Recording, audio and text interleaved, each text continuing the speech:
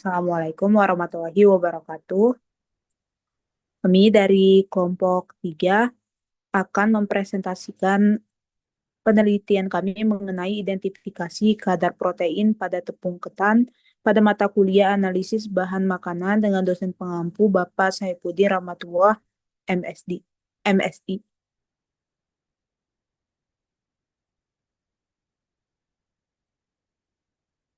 Boleh next.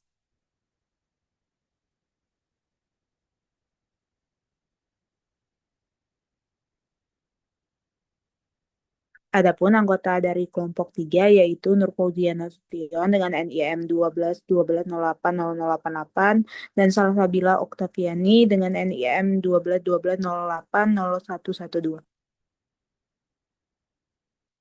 Adapun outline yang akan dibahas yaitu pendahuluan, kemudian metode penelitian, hasil dan pembahasan, dan yang terakhir ada kesimpulan. Pembahasan pertama yaitu pendahuluan. Nah, protein merupakan makromolekul polipeptida yang tersusun atas sejumlah L asam amino yang dihubungkan oleh ikatan peptida. Nah, molekul protein sendiri terdiri dari 50% ursun karbon, 23% oksigen, hidrogen 7%, dan 16% nitrogen. Kemudian juga mengandung 0-3% belerang, 0-3% fosfor, dan ada juga jenis protein lain yang mengandung unsur logam seperti tembaga dan besi.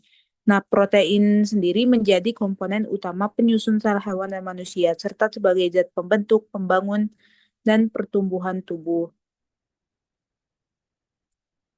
Em, protein protein ini juga sebagai salah satu zat gizi yang penting dalam tubuh. Protein berfungsi untuk mengganti sel-sel yang telah rusak, membentuk serta membangun jaringan yang baru, dan sebagai sekresi cairan tubuh yang sangat penting seperti hormon. Nah, kemudian ada tepung ketan. Tepung ketan dapat dihasilkan dari proses penggilingan beras ketan, lalu diayak dengan kehalusan 200 mes. Nah, beras ketan ini merupakan salah satu varietas Oryza sativa L. Nah, tepung ketan ini juga merupakan tepung yang terbuat dari beras ketan, baik itu ketan putih ataupun ketan hitam yang dihaluskan dengan cara ditumbuk dan digiling. Tepung beras pada tepung ketan per 100 gramnya itu memiliki kandungan gizi berupa energi 362 kilokalori, karbohidrat 79,4 gram, protein 6,7 gram, dan lemak 0,7 gram. Nah, selain itu tepung ketan ini juga tinggi akan amilopektin. Nah, kandungan amilopektin yang tinggi ini dari beras ketan menyebabkan tepung ketan menjadi lebih pulen dari tepung lainnya. Tepung ketan putih memiliki tekstur yang sama seperti tepung beras. Perbedaannya sendiri pada jika tepung ketan, jika diraba itu lebih berat melekat daripada tepung beras. Nah, tepung ketan ini juga menjadi salah satu bahan pokok dalam pembuatan kue-kue di Indonesia sebagai bahan pengikat, dan tepung ketan menjadi faktor dalam penentu rasa, tekstur, serta warna dari suatu produk yang dihasilkan. Nah, selanjutnya mengenai identifikasi kadar protein. Nah, identifikasi kadar protein pada penelitian ini menggunakan uji kuantitatif titrasi formol.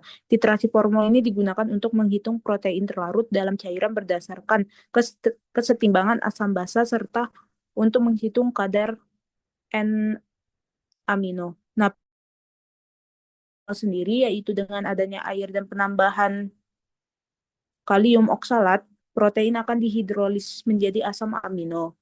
Metode titrasi formol sendiri merupakan larutan protein yang dinetralkan dengan basa NaOH lalu ditambahkan formalin atau formaldehid akan membentuk dimetilol. Nah, indikator yang digunakan pada penelitian ini adalah indikator phenolphthalein atau indikator PP. Nah, pada penelitian ini akan difokuskan pada identifikasi kadar protein pada tepung ketan melalui metode titrasi formol. Boleh next.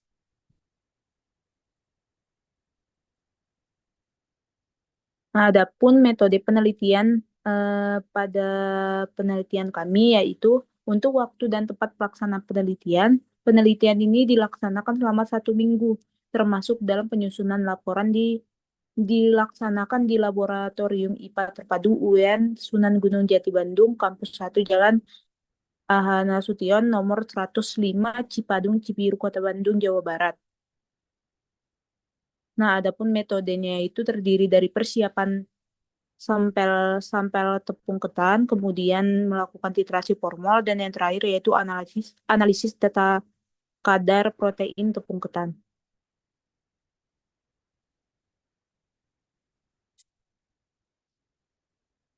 Adapun alat dan bahan yang digunakan yaitu neraca analitik, buret, botol semprot, bol pipet, spatula, statif dan klem, pipet tetes, kaca arloji, batang pengaduk, pipet ukur, gelas kimia, top watch, gelas ukur corong kaca. Kemudian untuk bahannya ada tepung ketan putih, aquades, formaldehid, indikator PP, NaOH 0,1 N, kalium oksalat, tisu, kertas saring, dan juga label. Untuk prosedur percobaan dilakukan dua prosedur yang pertama yaitu titrasi Banco. Nah, masukkan terlebih dahulu 20 mili Aquades ke dalam labu Erlenmeyer 250 mili, kemudian tambahkan 0,4 mili kalium oksalat dan mengocoknya sebentar. Teteskan indikator PP sebanyak 3 tetes, titrasi dengan NaOH 0,1 N. Tambahkan 2 mili formaldehid, yang terakhir titrasi kembali dengan NaOH 0,1 N hingga mencapai titik air titrasi atau titik TAT. Kemudian prosedur yang kedua yaitu melakukan identifikasi kadar protein pada tepung ketan dengan metode titrasi formal. Caranya yaitu menimbang 1 gram sampel dan melarutkannya dengan Aquades 10 mili. Kemudian saring larutan menggunakan kertas saring. Masukkan 10 mili sampel ke dalam labu Erlenmeyer, tambahkan Aquades 20 ml, tambahkan 0,4 mili kalium oksalat dan mengocoknya sebentar. Kemudian teteskan dengan indikator PP sebanyak 3 tetes dan diamkan selama 2 menit. Lalu titrasi dengan NaOH 0,1 N, tambahkan 2 mili formaldehid, dan yang terakhir titrasi kembali hingga mencapai titik air titrasi atau titik TAT. Nah, untuk hasil penelitian dan pembahasan akan saya serahkan kepada Salsa. Padanya saya persilakan. Baik, selanjutnya mengenai hasil penelitian dan pembahasan. Nah, di sini tuh yang pertama pembahasan terkait titrasi Blanco, di mana pada percobaan ini tuh larutan kontrolnya itu adalah Aquades yang dicampur dengan kalium oksalat, jenuh, dan indikator PP yang segera mengubah warna larutan menjadi pink. Hal ini menunjukkan bahwa larutan kontrol tidak mengandung protein.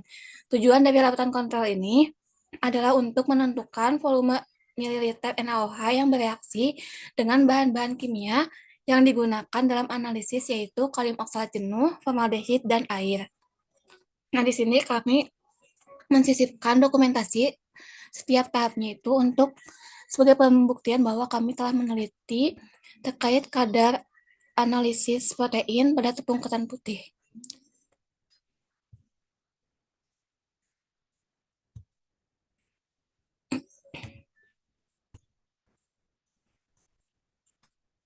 Selanjutnya ada titrasi formol di mana sampelnya itu kan menggunakan tepung ketan putih yang bertujuan untuk memecah protein menjadi asam amino melalui proses hidrolisis. Nah, penambahan kalium oksalat jenuh ini digunakan untuk menonaktifkan gugus amina NH2 pada asam amino sehingga hanya gugus karboksil COOH di ujung rantai yang dapat bereaksi dengan NaOH hingga larutan berubah menjadi warna merah muda. Kemudian untuk indikator PP ditambahkan sebagai sinyal akhir dari proses titrasi. Selanjutnya dititasi dengan NaOH 0,1 normalitas itu untuk menetralkan gugus karboksil pada asam amino. Pada tahap berikutnya itu formaldehid ditambahkan untuk meningkatkan sifat asam pada asam amino yang ditandai dengan hilangnya warna merah muda dalam larutan. Setelah itu larutan dititasi kembali dengan NaOH 0,1 normalitas sehingga muncul kembali warna merah muda. Nah, perubahan warna ini menjadi pink terjadi karena karakteristik indikator PP yang berwarna pink dalam larutan basa. Selanjutnya, dalam penelitian ini terkait percobaan titasi blanko dan titasi formal pada sampel tepung ketan putih, setiap tahapnya itu, setiap metode titasinya itu menghasilkan data di mana untuk sampel blanko volume titasi totalnya itu ada 0,2 mili, lalu untuk eh, titasi formal tepung ketan putih volume titasi totalnya itu ada 0,3 mili. Nah, untuk mengetahui persentase dari protein tepung ketan putih ini menggunakan rumus sampel dikali blanko dikali 0,16 dikali 14,008 dikali 6,25 per massa sampel, sehingga dihasilkan 0,9% protein tepung ketan putih.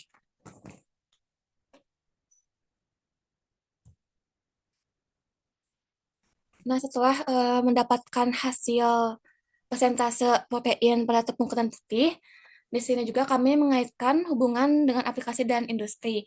Nah, dalam industri makanan, adanya kadar protein membuat tepung ketan ideal untuk berbagai produk kuliner. Kemudian, meskipun protein ada dalam jumlah kecil, berperan memberikan struktur yang mendasar. Lalu perbandingan dengan penelitian sebelumnya, hasil dari penelitian ini itu cukup konsisten dengan studi sebelumnya yang menunjukkan bahwa kadar protein tepung ketan tergolong rendah berkisar antara 0,8 sampai 1% di berbagai jenis tepung ketan, baik yang lokal maupun yang komersial. Dan yang terakhir, dampak hasil penelitian ini, titasi formal ini cukup ekonomis, efektif untuk menganalisis kandungan protein pada bahan pangan lokal, mudah dilakukan, cepat, dan tidak memerlukan keahlian khusus. Dan untuk rekomendasi penelitian selanjutnya, disarankan untuk mendapatkan hasil yang lebih tepat dengan metode lain seperti menggunakan alat spektrofotometri dan metode jedal. Yang terakhir, kesimpulan dalam penelitian kadar analisis protein pada tepung ketan putih, yakni penelitian ini berhasil mengukur kandungan protein dalam tepung ketan dengan menggunakan teknik titasi formal. Temuan dari studi ini menunjukkan bahwa kandungan protein mencapai 0,9% yang sesuai dengan ciri-ciri bahan makanan dengan protein rendah. Teknik titasi formal telah terbukti menjadi metode yang mudah, ekonomis, dan efisien untuk analisis makanan. Penelitian ini berkontribusi pada pengembangan metode analisis gizi yang sederhana dan relevan untuk bahan lokal seperti tepung ketan.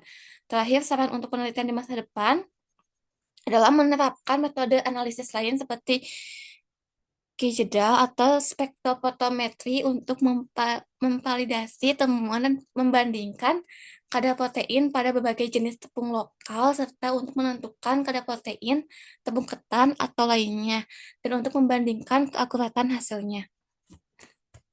Saya kembalikan kepada moderator.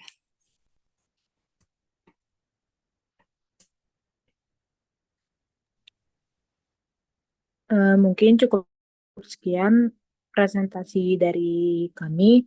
Kurang dan lebihnya kami mohon maaf. Saya akhiri. Assalamualaikum warahmatullahi wabarakatuh.